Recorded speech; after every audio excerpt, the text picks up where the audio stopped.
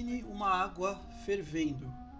Eu descobri que tem um cara que fez um tutorial de como ferver água. Vocês acreditam nisso? Fala galera do YouTube, beleza?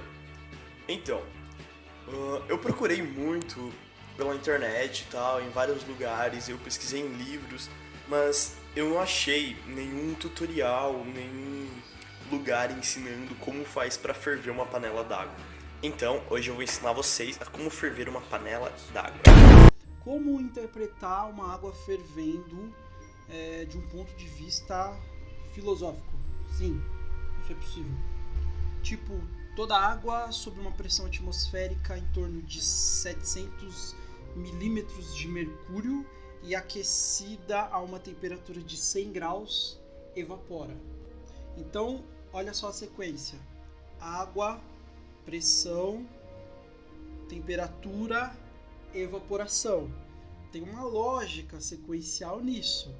A evaporação não vem antes da elevação da temperatura da água e assim por diante. Um fator deve seguir o outro. E por que isso ocorre? Eu posso pensar em pelo menos duas possibilidades. Primeira, a natureza possui uma lógica própria e por isso é só compreender essa lógica para adquirir conhecimento. Tipo, a lógica que compõe o fenômeno água fervendo é parte constituinte da natureza. A própria natureza ela é ordenada assim. A segunda opção é: a natureza não possui lógica alguma, ela é um caos e somos nós, com a nossa razão, que encaixamos os fenômenos em uma lógica, porque só assim nós conseguimos compreender o mundo à nossa volta. Tipo, é como se eu enxergasse o mundo na tonalidade azul, né? Porque, sei lá, eu uso uma lente azul. Mas não é que o mundo seja dessa forma, é que eu, com a minha lente, enxergo ele assim. Então, da mesma forma, não é que o mundo tem uma lógica própria, mas é o meu intelecto que interpreta o mundo dessa forma lógica. Então, o Tomás de Aquino, sobre quem eu vou falar agora, ele apostava na primeira alternativa, ou seja, que o mundo tem uma lógica que é só dele. Ele pensava que, então, existe uma lógica por trás dos fenômenos da natureza. Significa, então, que existe uma relação de causas e efeitos que levam necessariamente uma coisa a acontecer após a outra, né? E é como se não pudesse ocorrer de outro modo. Então. E essa ideia não veio dele, não. Ele concordava com um filósofo grego, né, do período antigo, que era o Aristóteles. Aristóteles acreditava que o mundo exterior a nós possuía um funcionamento, uma lógica, uma razão própria.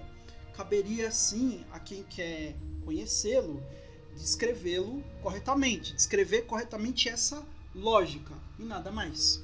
Na filosofia isso se chama realismo. O Tomás pensava da mesma forma. E como ele entendia a relação entre corpo e alma? Para começar, essa coisa do corpo ser a prisão da alma, como pensava o Platão e mais tarde o Agostinho, que a gente estudou, não tinha vez com ele. Para o Tomás, a alma doa para o corpo a sua essência, o seu ser. E qual é o ser, então, do corpo e da alma? Bom, para entender isso, a gente precisa distinguir duas coisas. A primeira é ato e a segunda é potência. Vou explicar. Segundo o filósofo Aristóteles, e já dando um exemplo prático, vamos imaginar uma semente e uma planta. A planta é o ato da semente. Quando o ato é realizado, a semente torna-se planta. Já a semente, ela permanece como potência da planta enquanto ela não germina. No ser humano, a alma é a potência que se manifesta no ato do corpo sendo corpo, ou seja, nas suas funções vitais e no ato de pensar também. Em resumo, o corpo é o ato da alma, assim como a planta é o ato da semente. é a essência se manifestando, é a essência sendo. Dessa forma, não tem como dizer que corpo e alma são como água e óleo. Quem dizia algo desse tipo era o Agostinho. Só que para o Tomás de Aquino, a essência do corpo é a alma. E se uma coisa é essência da outra, em essência elas não são diferentes. O Aquino procurava pensar no ser humano como alguém entre o céu e a terra, e não unicamente um ser voltado para o céu, né, para um mundo perfeito fora desse. Ele considerava ambos os aspectos. Assim, o conhecimento para ele se inicia nos nossos sentidos, visão, audição, tato, olfato, paladar, e não apenas em verdades fora desse mundo, que só podem ser atingidas pelo pensamento, como achava o Platão e o Agostinho. Com os sentidos, eu percebo cores, formas, sons, texturas, cheiros e gostos. A função do intelecto, ela nos faz ir além dessas informações iniciais. É justamente a função do intelecto que nos faz perceber que, para além da água fervendo, existe uma lógica.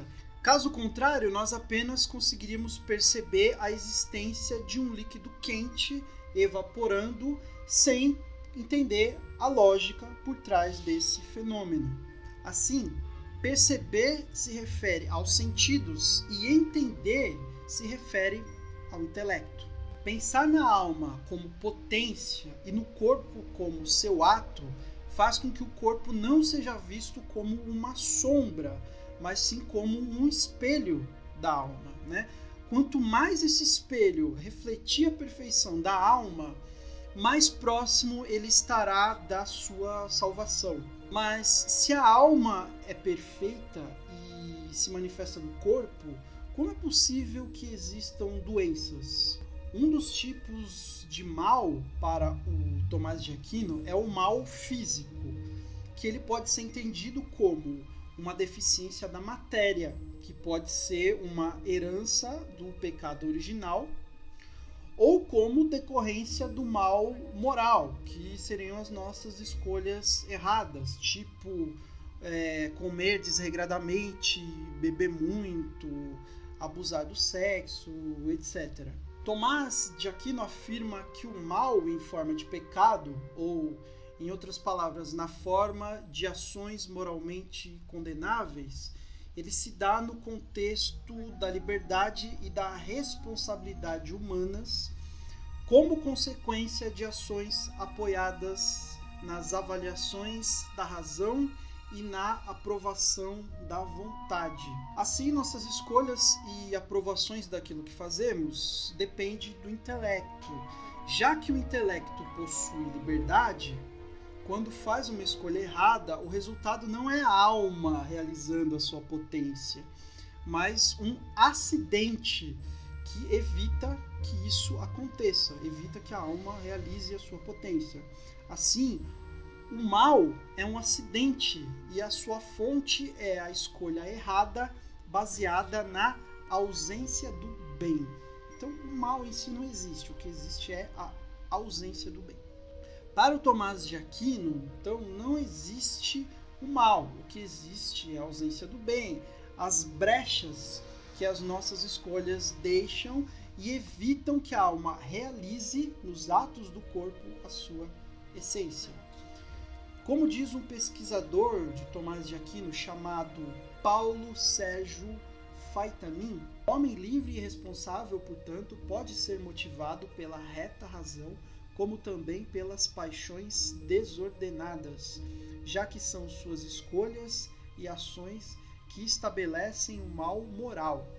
Este mal, por sua vez, ao privar o homem de atingir seu fim, que é a conversão plena a Deus, colocando-o contra o Criador Supremo e afastando-o da sua presença beatífica de Deus, deixa sequelas e feridas abertas na alma humana. Bom, gente, no final sendo na interpretação do Agostinho ou do Tomás de Aquino, a grande meta do ser humano é Deus, né? O que eu destaco no Aquino, assim como no Agostinho, é a importância da razão como aquela que faz as suas escolhas para atingir essa meta final, que é o Criador. A filosofia medieval, como sempre, ela não se concentra unicamente na fé, como faz o pensamento puramente religioso, mas também no uso correto da razão. Gostaram do Aquino? Por hoje é só, então, até mais.